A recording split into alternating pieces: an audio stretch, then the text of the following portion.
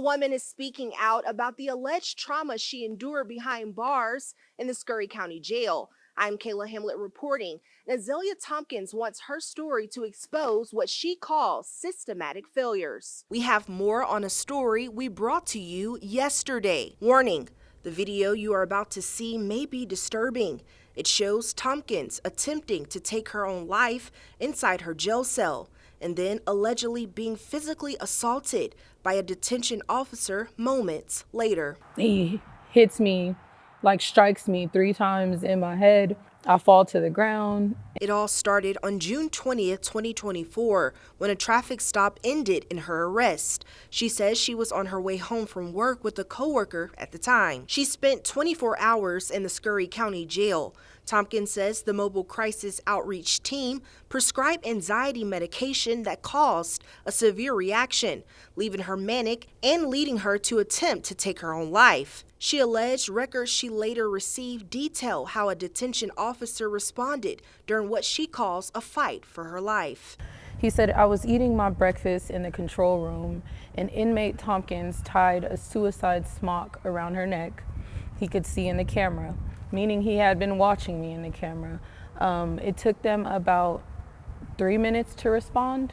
To me, I had already turned purple. Tompkins says her biggest concern is how those tasked with assessing her mental health handled her crisis. You know, if they're tired of taking care of people with mental health in jails, where's the contingency plan? Why is LMHA, why are these crisis outreach workers not helping? Following her release from jail, Tompkins says she did everything she could to seek justice. As soon as I got out of jail, my feet hit the ground running. She went about requesting jail records, the surveillance video, and filed a complaint. Then this year, on August 7th, she had her chance to speak directly with the Texas Commission on Jail Standards about the treatment she endured while in Scurry County Jail. Walmart at 5:30 a.m. I was arrested and booked into Scurry County Jail. Tompkins worked closely with the Texas Jail Project, which advocates for people in Texas county jails and their families. Co-founder Chris Gundy of the Texas Jail Project says cases like Azalea's happen much more often than people realize. Good question. How do we mitigate harm? Some days it's hard to believe we're able to make any difference because the jail standards are so minimum.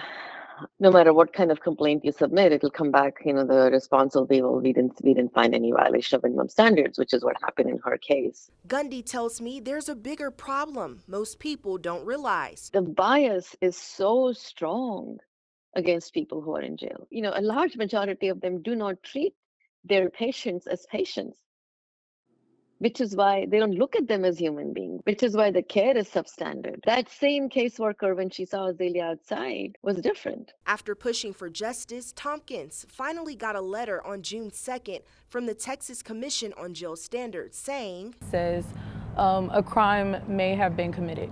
I was told that was not in their purview, that they only focus on minimal jail standards. We reached out to the Scurry County Jail, and in a statement, they said allegedly they cooperated with the Texas Rangers who reviewed the complaint and found no wrongdoing. And for Azalea Tompkins, she tells me now that it's over, the only thing that got her through was her faith. But yes, I did find God in there. That's the only thing that helped me make it out of there. Azalea Tompkins says she doesn't want anyone to experience what she endured in the Scurry County Jail.